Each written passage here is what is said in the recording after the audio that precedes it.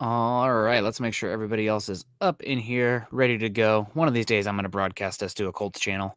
There's just too many buttons up there. I'm going to make a mistake, no doubt about it. But I think right now we're in the right place, and everybody looks like they are here and ready to go. So let's get into it, guys. Tuesday evening, and it is Combine Week. Carl, love it. I'm very nostalgic and jealous right now with everybody down there in Indy, having gone there and covered the event 3 times myself for Mile High Huddle. A little bit easier when I lived in Eastern Iowa to make that little drive out to Indianapolis.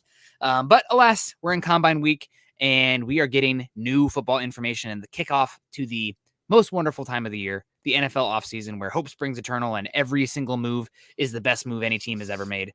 Carl, God, it's good to see you. How you doing? Happy Tuesday.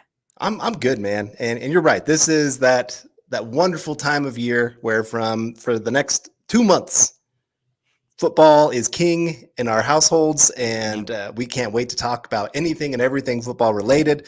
Yep. Lots of information coming out today from pressers. We're going to get track numbers that are going to be coming in that kind of dictate a little bit on some players. And then, of course, we got free agency next. You got signings that are going to be happening. And so it's just going to be a whirlwind.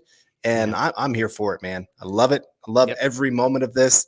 And unfortunately, it sounds like this summer is going to be a little boring because not only do you not have football, looks like baseball is going to be gone too. We're both big Cardinals fans, and I know it's a sad day for sports. But otherwise, like I said, for the next 2 months, though, we don't have to worry about that. Just means I'm going to spend more time outside fishing, hiking, and climbing. So life's good. Life's good. God's good. Let's get into it. Dylan Von Ark's coming in. Sup, Broncos country. Make sure you hit the like button on the way in and subscribe if you haven't already. Yep, I see. We got some people trickling in here, but let's get those likes up if you are joining us today. We got Master Binks. I don't recognize this name as much, but coming in here and with a lot of comments. Good evening, boys. Watching Coach's presser again. Impressed with his speak and aura. He has as a coach and leader. However, just like we said before, wanting a smart quarterback, is it concerning that no other traits talk? To me, it's not too concerning that he hasn't had other traits talks, because it's kind of like, for me, it's a lot like the linebacker position where, like, yes, we all want the bigger, faster, stronger coverage linebacker, but if they can't do the baseline read and react processing stuff, doesn't matter what tools they have. That's the stuff you want first. It's the tools that take them from startable to exceptional most of the time, unless you're talking about a guy who was drafted 20 years ago in Peyton Manning and Tom Brady. Most of those guys have had some sort of tool or trait to hang their hat on.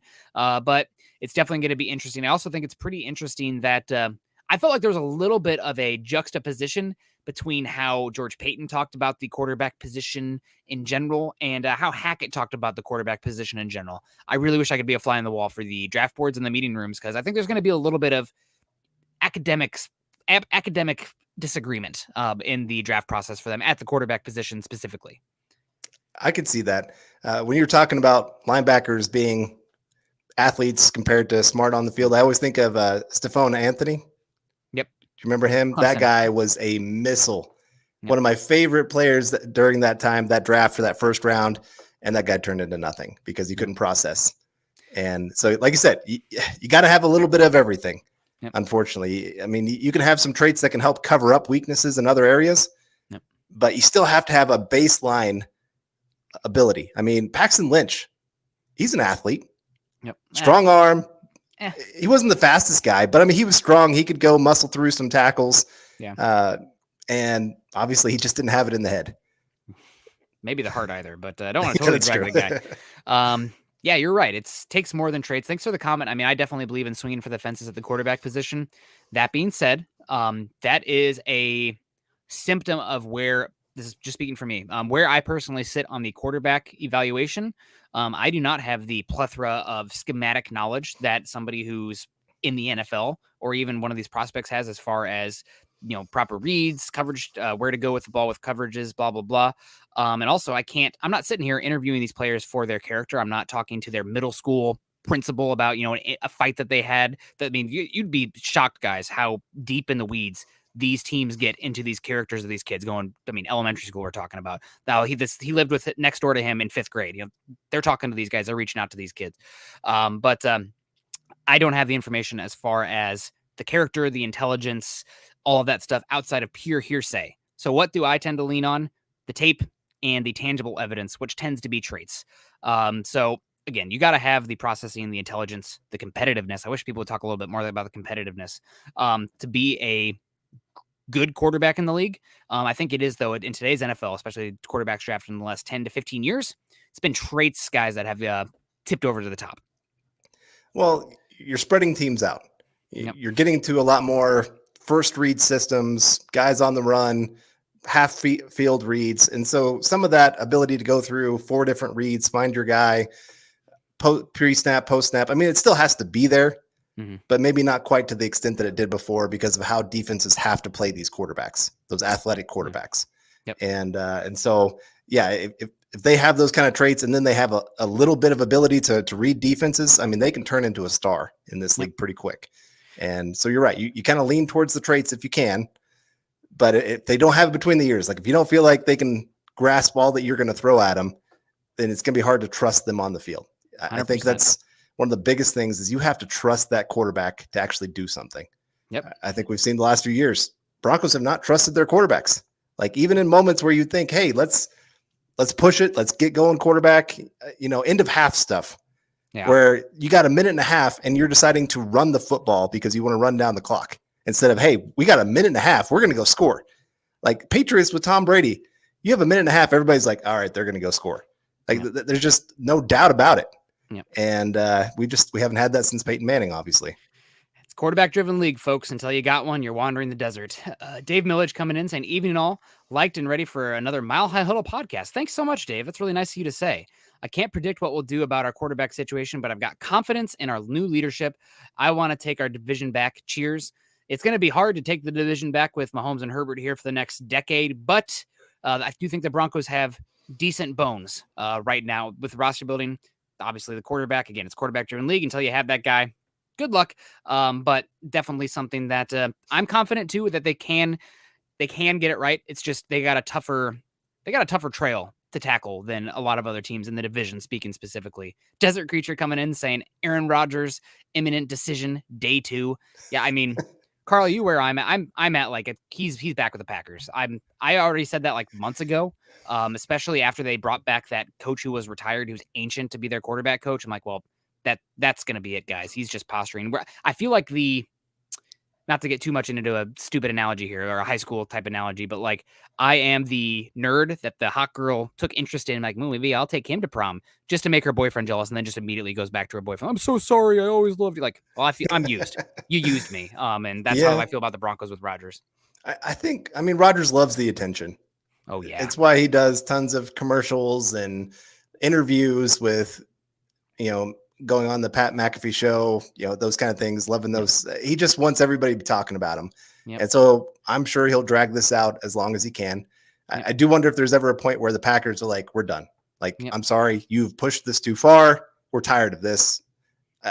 It's going to take a lot to get to that kind of point because it is Aaron Rodgers, 2-time MVP or 2-time repeat MVP guy. So I wish it would happen, but like you said, I'm starting to lean towards he's really going back. Yep.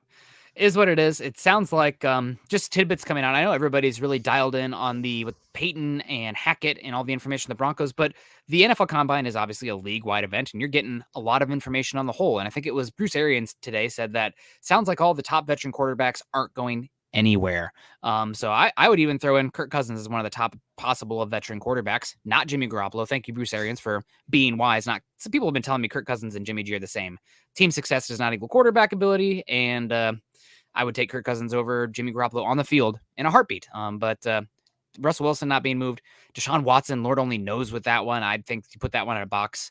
There was an interview with Yahoo Sports. Charles Robinson said that the Broncos were very interested in Deshaun Watson. And then as soon as the allegations of sexual assault came up, that there was a lot of people in the front office and ownership and positions of power in the Broncos were like, yep, that's not happening. We're not doing that. So I guess have conviction and morals and stand up for it. So some other teams, Washington football team, might not have them to the same level as the Broncos, but still you got to find that quarterback. Billy Holman coming in saying, hello, Broncos country. Good to see ya. Diamond Rattler, boom. Let's go. Awesome to see. Juan Espinoza, always good to see Juan. Good evening. Just had a question. Do you guys think the Broncos will get a new VP of football operations? I'm not sure exactly how the Broncos are going to fill out their leadership positions in the front office, I think most likely you're going to just see responsibilities and tasks spread to people that are already there, and the VP of football operations title might not exist. I almost wonder if like Elway's title there last year, it's a little bit more, what's the word I'm looking for? Celebratory for his career to date in Denver, rather than an actual, like he's an advisor. It was an advisory role, from my understanding. Yeah, it doesn't sound like he was in the building a ton. I mean, he still did work, but there's a lot more time on the golf course, at the bar, at his restaurant, all those kind of things. And you can't blame him. I mean, he's reached that point where if he doesn't have the passion, you can't fake it. No. And it's just probably better just to have him out of the building at that point. But we got Trevor coming in saying, "Evening, Nick and Carl. It's Trevor. Just wondering if it showed who I was or just Facebook user." Trevor, yes, it does show you. And a nice picture there. It's small for me, but I can't quite see. But it looks like a very nice picture for you. I see some nice smiles. Yeah, there you go. That's the big thing. But yeah, hi, Trevor. Good to see you. Thanks for joining us this evening. Yeah, absolutely. Thanks so much, Trevor. We can see you. I was thinking about teasing you there, but Carl just immediately took the tease away. We also got Salvi Nation coming in. Is it true that the Broncos are trading number 9 to the Browns? That was just a mock draft from Mel Kiper today. Broncos in that mock draft traded back from 9 to 13 and ended up taking Jermaine Johnson, the second out of Florida State, at the 13th pick, while also getting a third-round pick from the Browns. And so not true, but definitely a possibility for the Broncos. Obviously, we heard George Paton today said you want more draft picks if possible. You want to, he said the number was 10, which I think is interesting. And also, to me, 10 draft picks is not 10 draft picks. Like if you have 1 second and 6 sevenths, of course, that's different than having, 5 top 100 picks. So it's a simplified, I guess, words that he's using there to explain it, but definitely possible for the Broncos to move back. And I love it. And this is something we've talked about as well on here. You talked about trading back, not only giving yourself more, shots at the bullseye, I think is the phrase he used, but more flexibility in the draft. And it goes beyond the draft. You can play the draft board. If you see a guy slipping that you love as a scheme fit, you can go get him, or you can trade those picks for veterans to fill out your roster as well, for teams that are in cap trouble or changing schemes. They just don't want guys anymore. So it gives you a lot of flexibility in the draft. And that's something I've been very impressed with the Baltimore Ravens over the last decade as well. They always have a bleep ton of picks thanks to the compensatory formula. Nobody does the comp game better than the Ravens. And that gives them a lot of flexibility in the draft. It also gives them a constant good turn of young, cost-controlled talent and depth. So I'm with you, but no, they have not traded back yet. I would not be shocked at all if the Broncos traded back. It's going to take 2 to tango, though. Yeah. Would you be happy about that, getting an extra third-round pick to trade back 4 spots? Yeah, I would, because I think that the guys that were available there were pretty much all the same guys that would be available at 13. And to give myself another pick that might be able to then trade back up into the first round for a cornerback or an edge rusher or a tackle, I think that's fine. I mean, you're not talking about moving back very far. And I also don't think there's going to be teams tripping over themselves to move up in the draft to go get quarterbacks this draft. Like people are like looking at the Justin Fields New York Giants trade last year, where the Bears traded 20, a third round pick, and a 2022 first. You're not getting that this year in this draft cycle because, sorry guys, the quarterbacks and even the top premier talent at the top, teams aren't going to value that as much as last year. Every draft is not the same every single year. So this year's a slightly down year. Peyton said it's still good. I think it's a little bit down at the top. But still a good year. And I would be happy if they're going to take the same. I think they would take Jermaine Johnson at 9 in this kind of scenario. So moving back and getting that pick, and also him costing a little bit less against your cap then as well. Barely, but you're talking about fractions. So yes, would I want more? Of course. But another top 100 pick in this class, giddy up, man. This is a good top 100. Yeah, you're right. It's not top heavy. You got maybe 2 or 3 really elite prospects. Unfortunately, most of them are not at elite positions. Probably the best player in this draft is a safety, and then maybe center from Mr. Iowa. He's so scheme specific that it kind of freaks me out. But yes, he's very good. Right, but those are the 2 players. It sounds like that most everybody has at the top of the board for those positions. All other positions, teams vary quite a bit. So it just kind of shows, again, this is not a top-heavy draft, but it is a decent depth draft, and it's kind of nice where 2021, they had the fewest prospects enter the draft. And so it kind of meant 2022 was going to be a deeper draft. Yep. I was hoping there'd be a few more players that would emerge as amazing prospects, but it just hasn't happened that way. And of course, then when the quarterback position's down, it just makes everything kind of wonky anyway. But yeah, so getting the extra third round pick, like I said, it gives you some extra flexibility to go do whatever you want. Broncos really can do whatever they want right now with 2 second round picks, 2 third round picks. Mm-hmm. They can do quite a bit. So I'm excited. If they don't make the trade for Aaron Rodgers, then the draft is going to be really, really fun. Yep, absolutely. And we got Roy Osborne coming in saying articles are saying that Broncos are willing to go at multiple draft picks. Never heard that from Hackett or Paton. Don't know specifically what you're talking about, but there was an interview with probably the predominant Broncos insider, Mike Kliss, yesterday before the draft saying that the Broncos, how did he word it? He worded it in a nice way. None of these quarterbacks have yet to shown the ability to be taken at the 9th overall pick. He said something like that. Yeah. Other than, totally slamming them. It's like they're not top 10 caliber draft picks, but you could see the Broncos package some picks and trade up into the back end of the first round or use one of their round 2 selections at the quarterback position. And Kliss said he would be quite surprised if the Broncos didn't take a quarterback in the first 2 rounds of the draft this cycle. So that's what I'm thinking he's talking about. Well, Jeff Legwold actually asked the question, would you trade multiple first round picks to get your quarterback? And George Paton said, we are willing to be aggressive to get our quarterback. Yep. So Paton himself didn't say, yes, we'll give up multiple first round picks to go get our guy. Yep. He just said, we're willing to be aggressive. Now, that can mean a very wide range of things. It could mean trading up from 9, which I doubt. Yeah. Or it could mean trading up from the second round to the end of the first round. That can be an aggressive move. Yeah. I mean, Baltimore made that move to go get their quarterback, Lamar Jackson. That's an aggressive move to go get a second first round pick. Yeah.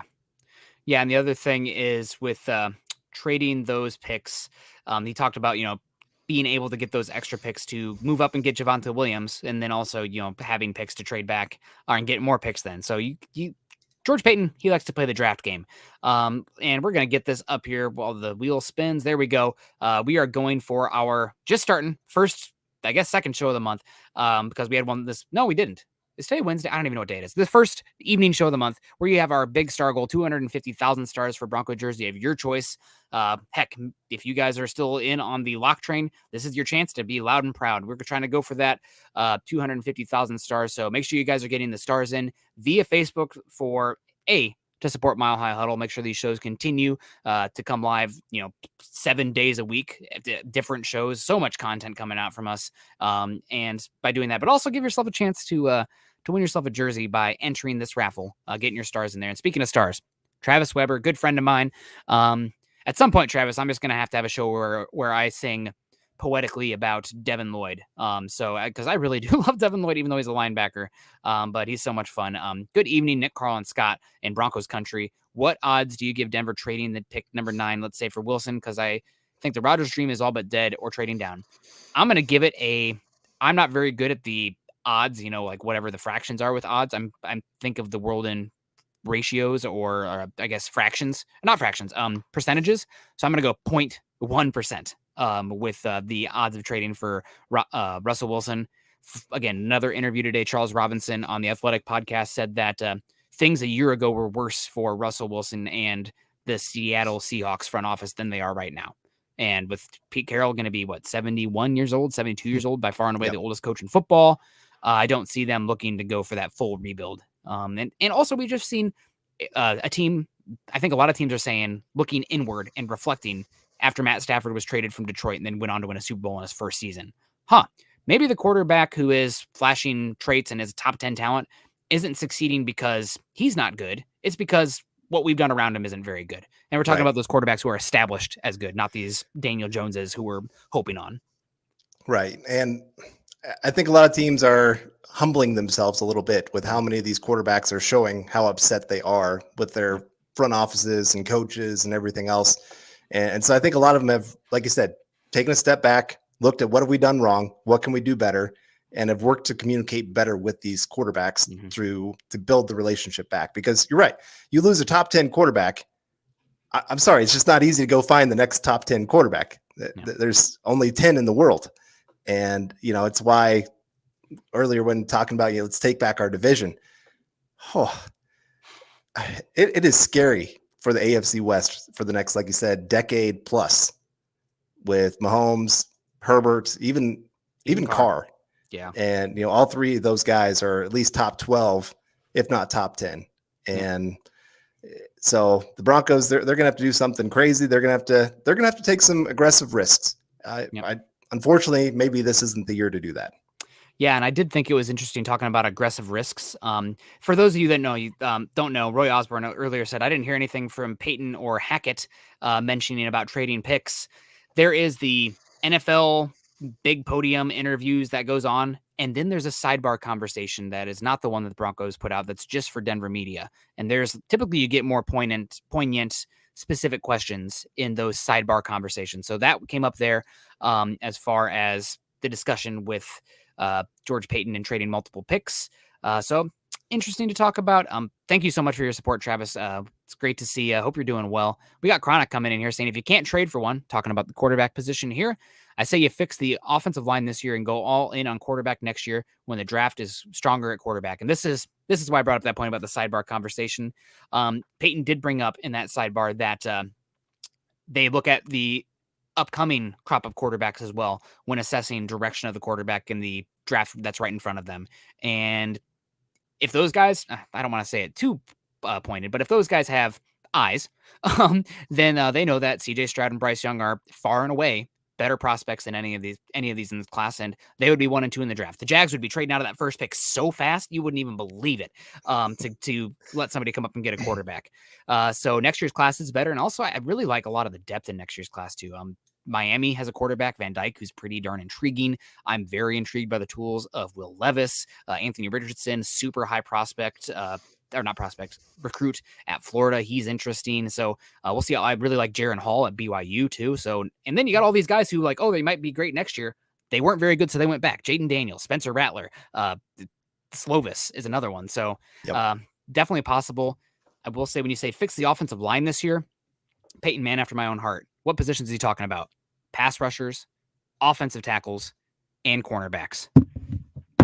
My dude understood the assignment, man. He is not an idiot. God, thank God. Out there not talking about, drafting nose tackles in the top 10 or running backs. I mean, God bless you. Love it. Thank you so much for the comment, Chronic. Let's keep it going in here. Oh, we're talking some Ritter comments here. So let's get back to the quarterback. We kind of hinted at it earlier. I thought it was really interesting that, not diametrically opposed, but how Hackett, that's two of them together. How Hackett described what he's looking for in a quarterback was a little bit different than what I got from George Paton. So Hackett over here talking about intelligence, toughness, and accuracy, and that athleticism is a nice bonus. Mm-hmm. Then you got George Paton saying athleticism is huge in today's NFL, and hand size, it's big. I think the word he used was big. Hand size is big. He doesn't say that you can't have small hands, but he says hand size is big. To me, this is, again, diametrically opposing. I think Hackett very much is a Kenny Pickett guy. This is based on nothing other than vibes. But I don't think Peyton's going to be a Pickett guy at all. So maybe that makes a Ritter a possibility. Maybe that makes a Sam Howell a possibility. I'm curious to see how Matt Corral does as well. But doesn't sound like Hackett will be high on Willis. Does not sound like Paton will be high on Pickett. Those are the top two quarterbacks for most people. So who knows after that? Yeah. We do know before this past college season, the Broncos were, a few in the staff were pretty high on Sam Howell. They liked a lot of what he was showing that junior year. And this last year, obviously, things kind of went downhill for him a little bit. You could blame that on coaching. You can blame that on playmakers being gone, whatever you want to blame it on. But I do think there's probably some interest in Howell. I mean, he's a smart kid, finished college in 3 years. Yeah. He's tough. I mean, this past year, his running, man, he was trying to be a fullback at running at quarterback. Yeah. And I hope he doesn't do that in the NFL. But Dylan Van Ark saying Howell is like Baker without the attitude. If that's what the Broncos get, if they take him late first round, early second round, whatever, that's probably pretty good on a rookie contract, honestly. I think Baker's more accurate. Howell has some issues there, I'd say, where he's pretty streaky. And so I'd give Baker the nod on that area. But otherwise, I can see that comparison.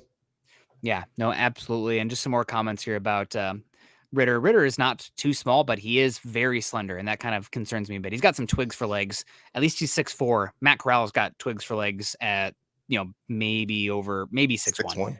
Yeah, maybe. Hasn't been officially measured yet. We'll get that tomorrow. Do you think is Pickett going to get his hands measured, or are we just going to go the entire draft cycle without it? I need to do more stretches before my hands can be measured. Yeah. So I actually measured my hand today. Okay. Any guesses on what it was? I'm going to go 9 3/8. Oh man, you're 8 3/4. Okay. So I'd be a little on the small side. I can't be an NFL quarterback. That dream died today. Hands. I have big hands, but I always fell for that. Like, if they say if your hand's as big as your face, you have cancer. Huh? Like, God, every time. Dennis Chandler coming in here saying getting a quarterback in the 2023 draft is hoping for a lot. Finishing with a bad record, hoping that none of the 2022 QB needy teams follow the same strategy and that the 2023 QB needy teams finish better than us. I could see 10 teams who want a quarterback in the next draft class. That's always the risk. And this is the argument for the Broncos taking a quarterback this year, maybe not at 9, but a lottery ticket dice roll that if it hits, awesome. If not, you're right back at it next year and being aggressive at it next year. I think this is the strategy. The fatal flaw with drafting Drew Lock was not drafting Drew Lock at 42. It was 3 years of not going out and getting another premium investment at the quarterback position to challenge him and try to make the position better. I don't think that clearing a path for a quarterback and just hoping on him is a viable path in the NFL at all. You're going to get fired if you do that. Right. And I'd rather, what about the tackle or the cornerback? Doesn't matter if you don't have the quarterback. So keep keep swinging, use those premium investments. Then once you hit the quarterback, things can happen. As far as needy teams, sorry, go ahead, Carl. Oh, I was just going to add, and they did the same thing with Paxton Lynch too. Yeah. And that's why you've had this 6 years of failure, because they've held on to quarterbacks that pretty early on, they could tell that wasn't going to be their quarterback. I mean, Paxton Lynch, they knew pretty early on, this guy is not getting it. He's not working hard. And our pal, that is a puzzle that someone brought to my office. I still have no clue who brought it. It just showed up in my office and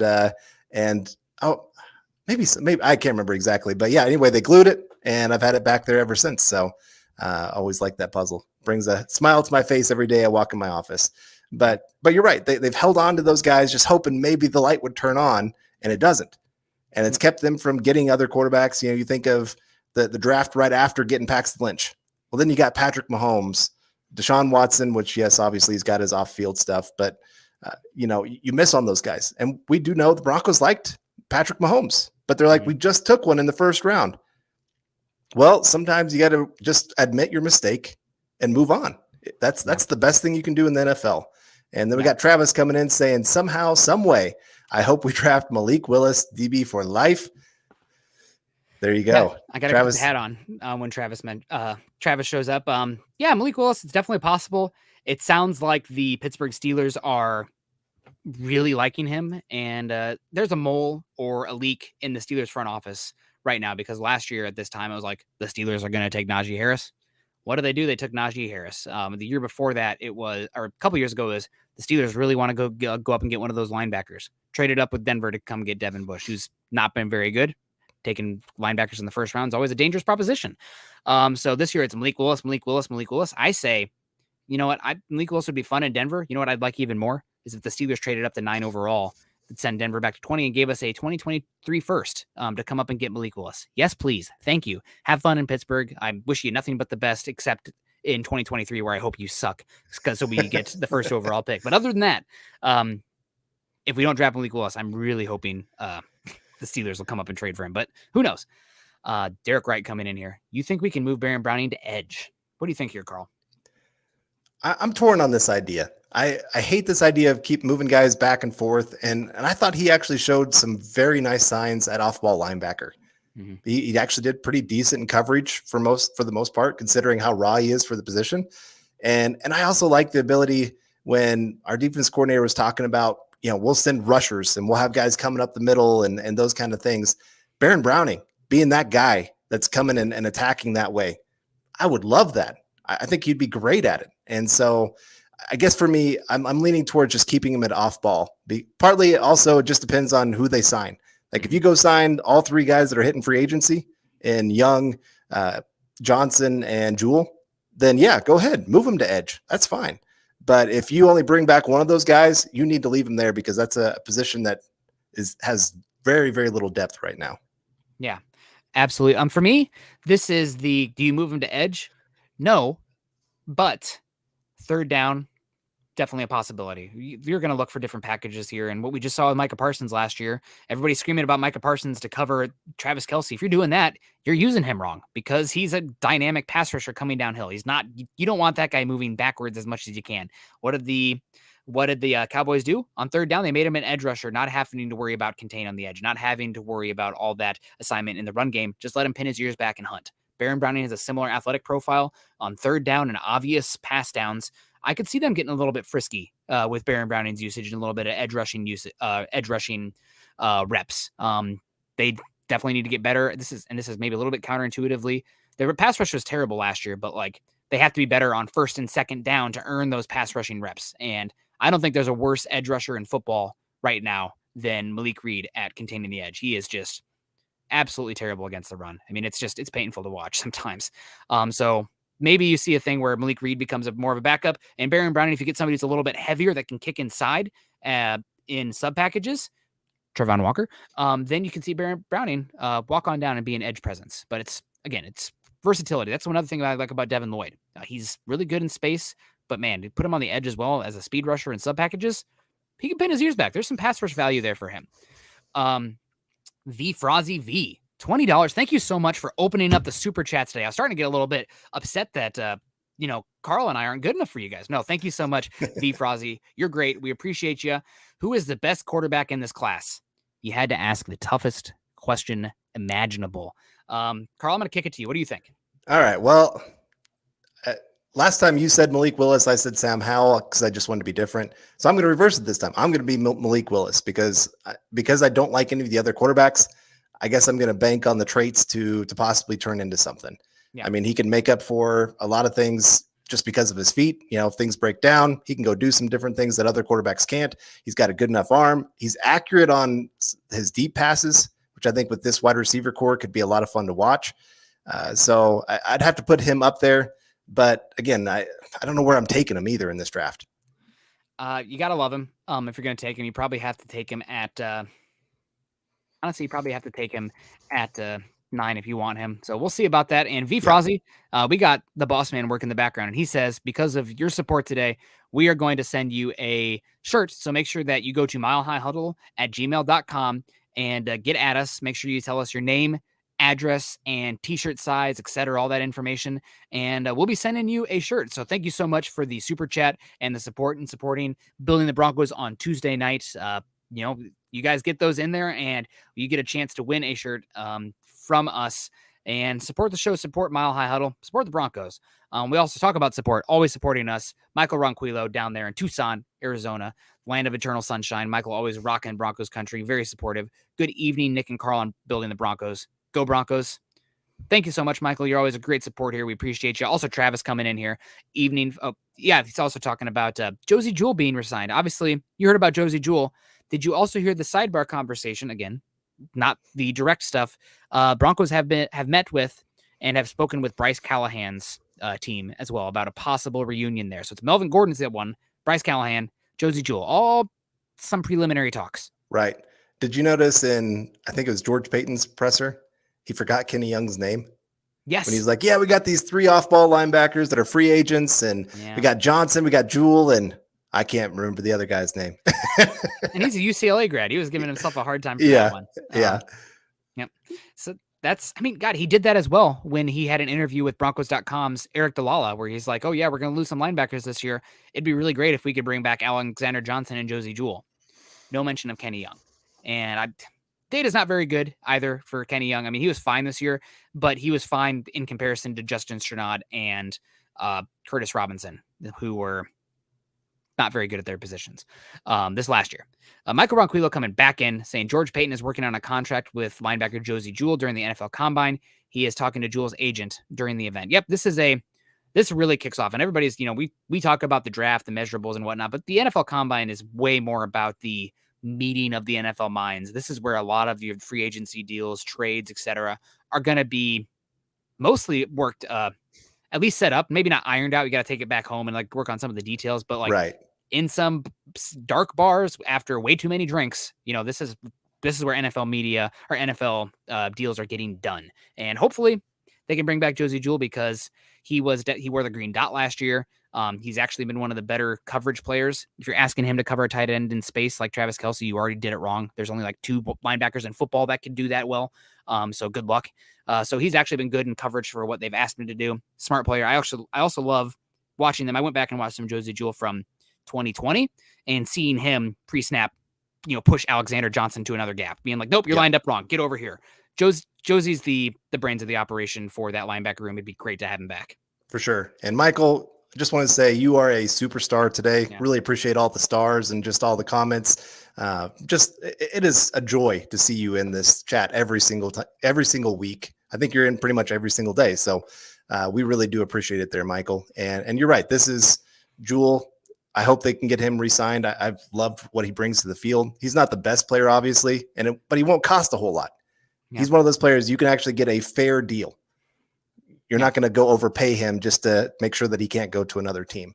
And you're right about the combine. It is such a time where teams aren't supposed to be talking about these things of, who's going to be free agents, who are we going to try to sign, but agents and teams are already talking, trying to work things out, get preliminary ideas of what a player's wanting in a contract, all those kind of things. So it's kind of the unwritten rule that the combine, you're allowed to do whatever you want. Yep.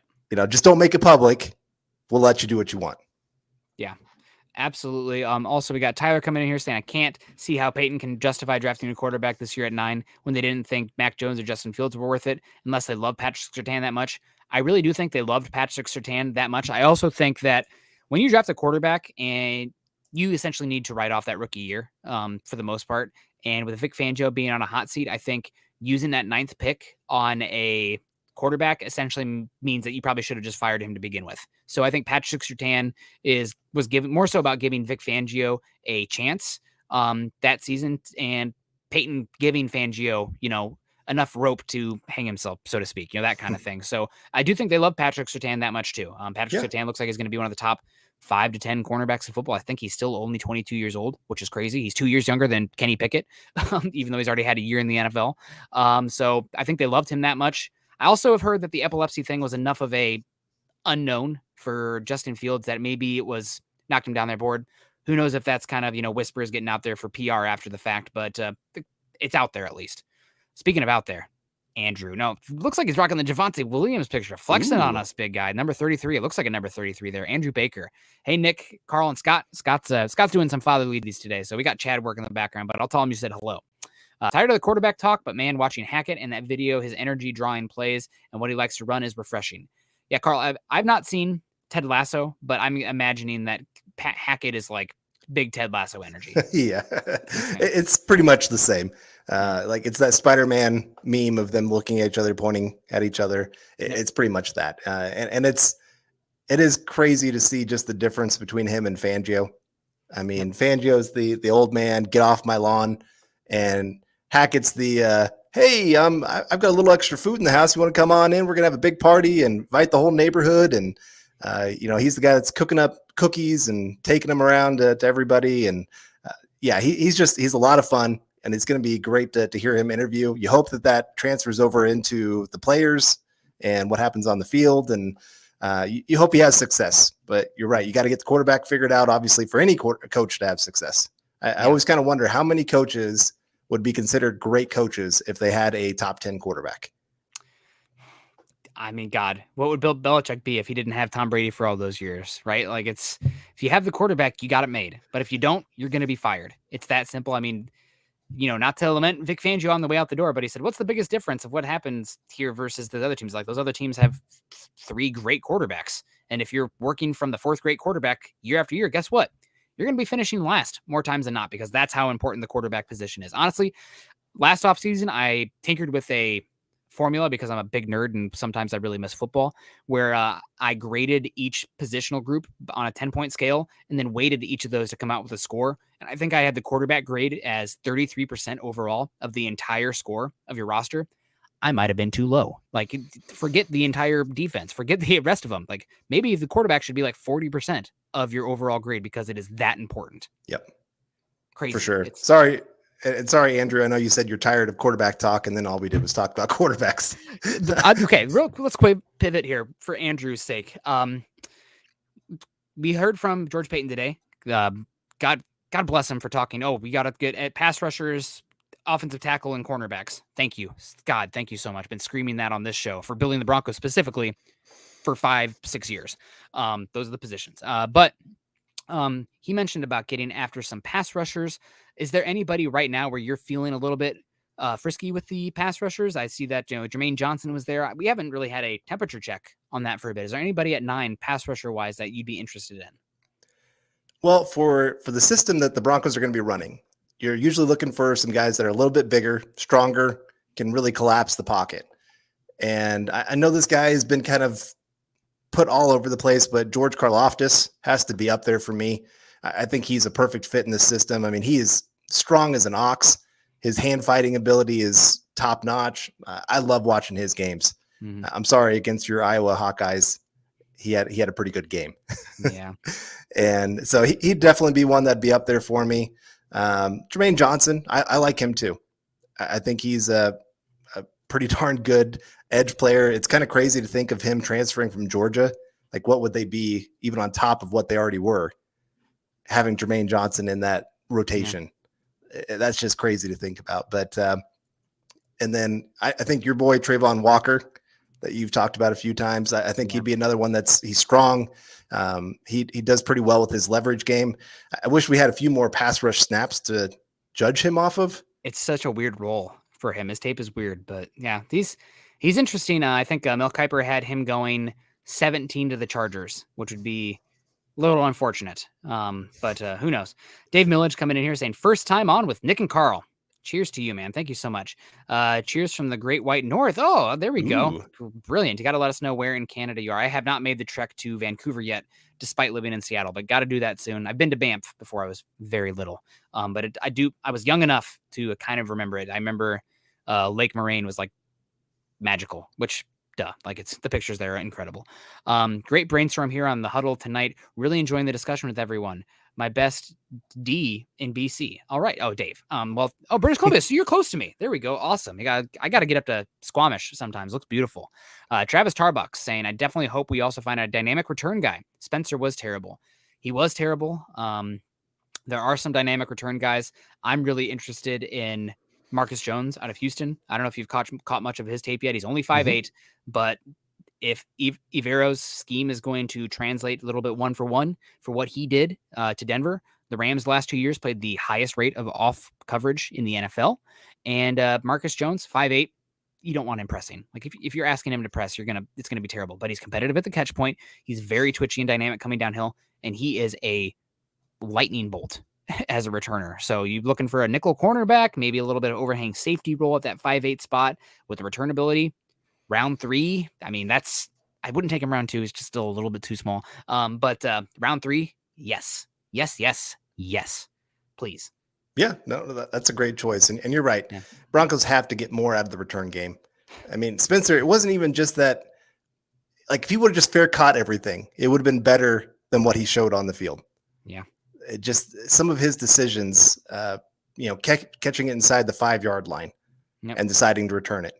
Or even fair catching it, I think, a couple times. It just, so many bad decisions. And I don't know if you can put that on special teams coordinator or Spencer. I'd put it more on Spencer, really. He's the one that's having to make those decisions in that moment. And they've got very simple rules for returns. Like if you're within this yardage line, you let it go into the end zone. And he just would not do that. But we got Clee coming in saying, would you be mad drafting either Nakobe Dean or Tyler Linderbaum at 9? They seem like the only players most likely available at 9 who have the potential to lock down the position for 10 years. I mean, yeah, that's possible. And that's kind of talked about that this morning on the show with Scott, where this is kind of mimicking a lot right now of the 2013 draft class, where there was a lot of guys taking day 2 that were fine, but like the first round was landmine after landmine of bad picks. And the team that honestly came out the best, the teams that came out the best were I would argue not the Bills, who took EJ Manuel, first quarterback taken, I think at pick 17 or something. Oof, not very good. But the teams that did the best, Lane Johnson going number 4 to the Eagles, freak athlete at offensive tackle, been their best right tackle in football for my money. Up until 2 years ago when Tristan Wirfs entered the league, go Hawks. But the other pick that was incredible was Travis Frederick going to the Cowboys, who ended up being an all-pro center for a number of years. So definitely think it's possible with Dean and Linderbaum. Dean, for me, they're both very scheme dependent, in my opinion. Dean, for his size, is very good at beating guys to the point of attack and getting off blocks, but he also had the benefit of playing behind Trevon Walker, Jordan Davis, Devontae Wyatt, and top 10 pick in 2023, Jalen Carter, which meant that he didn't have to take on many bodies very often. He could just pin his ears back and go through holes like Moses was parting the sea to attack the quarterback. It's crazy. So I think he's one that probably needs to be more in a 4-3 scheme where he's not asked to come downhill and scrape and fill gaps as much. He can be free to use those instincts and chase. Tyler Linderbaum, 6'2", 290. If you're asking him to take on nose tackles, or if you have great nose tackles in your division, I'd be a little skeptical. I don't think he's going to be able to handle them one-on-one. If you're running a zone scheme and you have a lot of outside zone, he's definitely interesting. There's some upside there. Also, there's no doubt about, I can't speak for this for every single player, but there's no doubt about Tyler Linderbaum's football character. That dude is a football-aholic. He loves the game. So what scheme did Hackett say he's going to be running? Outside zone? Yeah. So he is actually a good fit. The thing about taking him at 9 is that, like, if for that position where, like, they're never taken in the top 10, not even we're talking center. Like, I don't know if that's ever happened. He has to end up a Hall of Famer, or the pick probably wasn't the best use of resources. And that's a very thin line to walk, right? It's like Hall of Famer bust for, I don't know. It's not like taking a kicker in the first round, but it's not far. Right. And it's hard because I look at our interior offensive line right now, especially with bringing Graham Glasgow back. It's not a need. And so to use a premium pick on a guy at a position that's not one of the top tier positions, when you don't even have the need in the first place, it's hard for me. And I understand, like, Cushenberry is the starting center and he wasn't great this last year. I don't think he'll be the starter this next year. I really don't. I think it's going to be some kind of combination of Reisner, Glasgow, and Miners. Mm-hmm. And I don't know which position they're all going to play. But Glasgow has center experience. Reisner has center experience. They were trying to train Miners to play center before he got put there at guard. So all three of them have done guard and center. Cross trained. So I could see either of them going that way. That's the only reason, or that's not the only reason, but it's one of the main reasons I don't think Linderbaum's going to be the pick unless they're end of round 1 and he's still there and they're going, we can't pass up this kind of talent. Yeah. Absolutely. Austin Ryder, what's up, boys? Made it to the live stream tonight. Always good to see you, Austin. We also got Guy Hill coming in, keeping the lights on. Thank you so much, Guy. We appreciate it. I cannot tell based on your picture because I swear to God, it's like a micrometer across, but it looks like it's a puppy. If it's not a puppy, I'm really sorry to offend you. I cannot explain how small it is. Okay, that's like, if that would end up being like, that's my grandma. Like, oh my God, I can't see. I'm sorry. Guy coming in saying, I think Locke should get a chance to the staff and we draft edge, right tackle, cornerback, and go for quarterback in 2023. We will have a winning record. It's a start. Denver Broncos for life. Defense wins championships. Thank you so much for your support, Guy. We really appreciate that. And this is going to be shocking because I know that I am hypercritical of Drew Lock because I'm hypercritical of all quarterbacks that aren't top 10 and known franchise quarterbacks. I think Locke should get a chance. I do think he's here. He's cheap. He's talented. He's going to be 26 years old, which typically is like your last jump as far as development for that quarterback curve. And I think he's a solid scheme fit for a scheme that's got a lot of first reads should be open kind of thing, high-low concepts, half field going on. So I think he should get a chance. It's obviously going to depend on what other quarterback they bring in because make no mistake about it, they're going to bring in another quarterback. What level that is, we'll see. But I agree with you. I think Locke should have a competition and best man wins. We'll say what we will about best man last year. We're not working with all the puzzle pieces, so it's hard to say. I thought, and I said it from the beginning, if it was close, tie goes to the guy that's younger with more years of control. That would have been Drew Lock. But alas, we are where we are right now. So we'll see. But thank you so much, Guy. What do you think here? Right tackle, then quarterback in 2023? I'm for it. I mean, obviously, those are positions of huge need and positions of great value. So if you can get those positions loaded up and set yourself up for 2023 with the quarterback where they step into a great roster. I mean, the quarterbacks that are struggling that come in as rookies, a big part of it is because they just don't have a great roster around them. They're coming into really bad teams.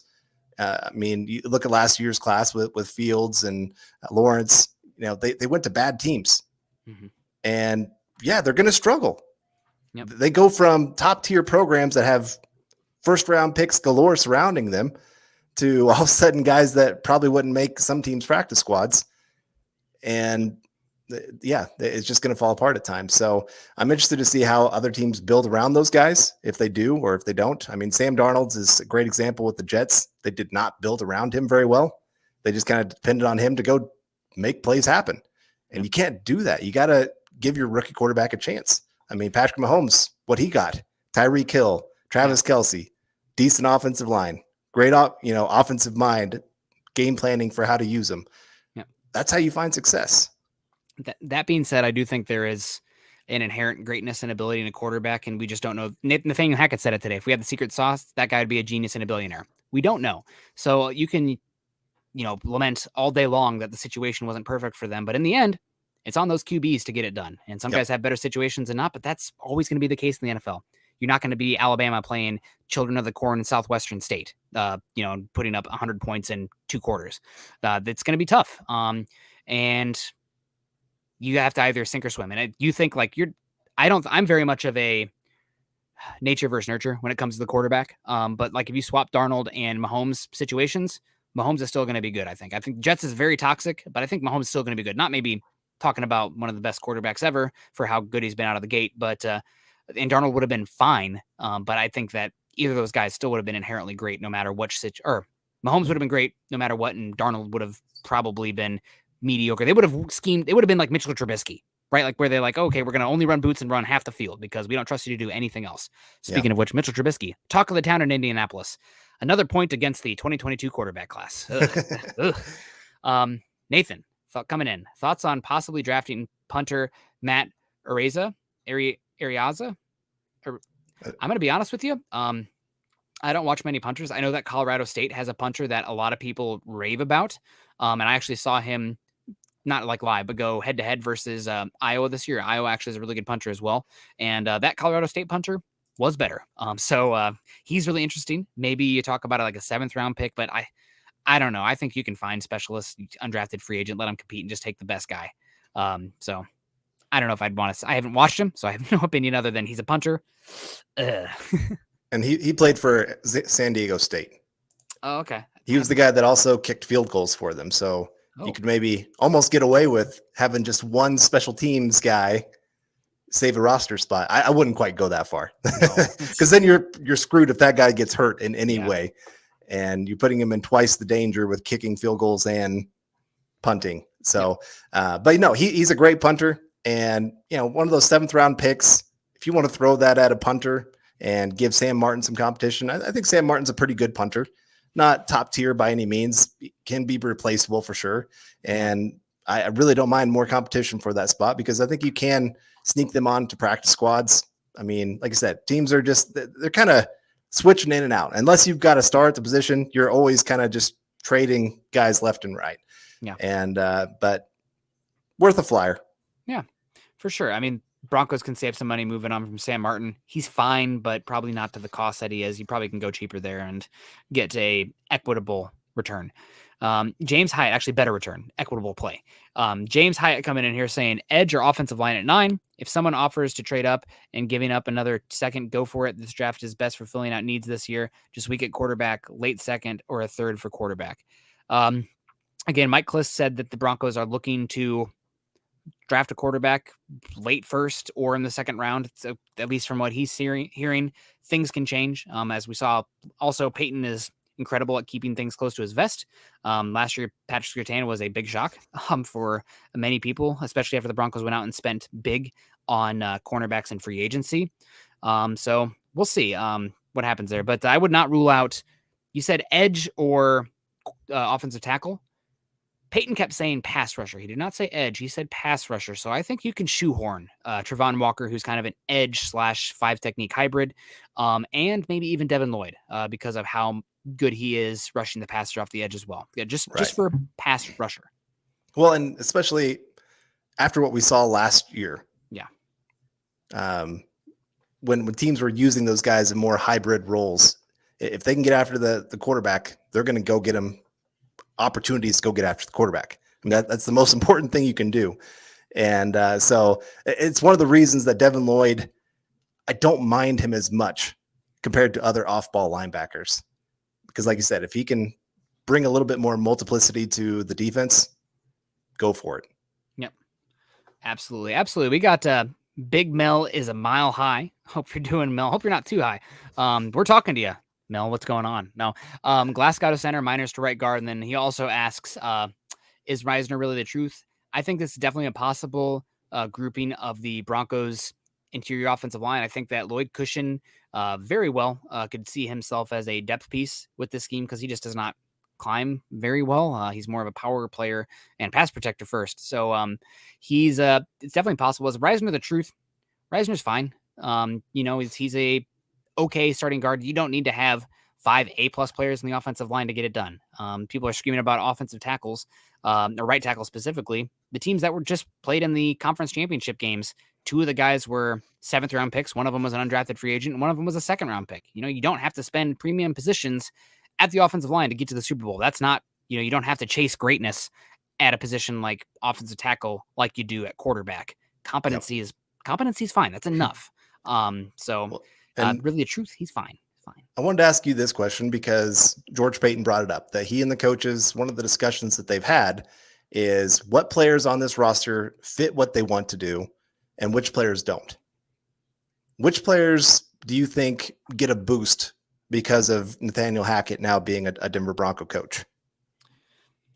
Oh man, this is an interesting question, Carl. Definitely getting a boost. I would say Reisner does get a boost. Yep. I would say Noah Fant gets a boost, although he's actually been high usage, like per target compared to other tight ends in the league. But I think Fant gets a boost, and I would say Drew Lock gets a slight boost as well. More simplified scheme that's probably going to be more play action centric.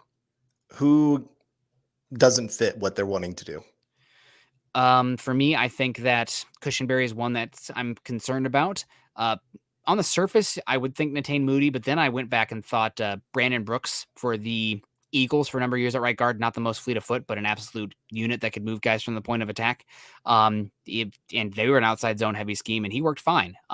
That being said, he was literally between the most athletic center and right tackle in football, flanked on each side of him. Like, that's not hyperbole. Jason Kelsey's different. Like, people talk about Tyler Linderbaum being an athlete. Jason Kelsey's a better athlete. And I don't know if there's a better, I don't know what's going on, a better athlete than, yo, check out Dylan's new tattoo. Awesome. There we go. That's sick. Man, 333. I don't know the significance of the 333, but that's sick. Shout out to Dylan. That's cool. Carl, do you have any tattoos? Yes. You do? I do. Yes. Okay. Do you mind me asking? Yeah. We can talk later if you want. Okay. I've got the Superman symbol on my chest. Do you seriously? I do. Across your whole chest? Not across my whole chest. On my right pec. Okay. My nickname in high school was Superman. Oh, so that doesn't lend itself to a big ego. I know. I stay so humble, but no, it was more just because I was the guy that did really stupid things and somehow always came out on the other side, not hurt. Other than your teeth getting knocked out. Well, yes. Okay. I had teeth knocked out, but beyond that, I could go into stories, but I won't here right now. Hit me up on Twitter if you want to know some of the stories, but yeah, so that's how I got that nickname. And one day I was at a tattoo parlor with another guy. He was getting a tattoo and he's like, you should get a tattoo. And so then I got myself a Superman tattoo and came home and my mom tried to scratch it off my body. Oh no. Yeah, she was not happy. Yeah, I bet. See, I don't have any tattoos. I'm not that cool. Honestly, I don't have convictions about anything enough to like, this is permanently on me. Just like I have not been there. Whatever. But I guess I could get a Broncos one. But now that I'm in the business side of things for the Broncos, maybe it's not the best to have that pure emotional fan dedication all the time. I always have joked though, I want a post-mortem Mike Tyson tattoo and then have an open casket.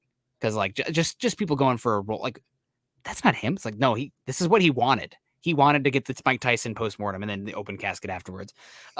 Just for the lulls, right? I'm going to go out a troll. Might as well.